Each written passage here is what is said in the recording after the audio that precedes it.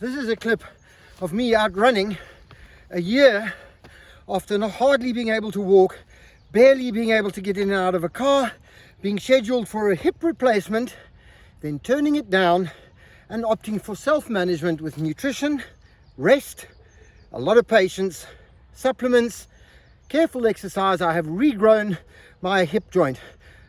Cameron Martin asked me this morning on my YouTube channel, on the SHAPEFIXER channel, to do this video. So this is for you. And please, if you're scheduled for surgery, please watch my video and just make sure you have all the information before you make that decision. I'm going to go and finish my run now.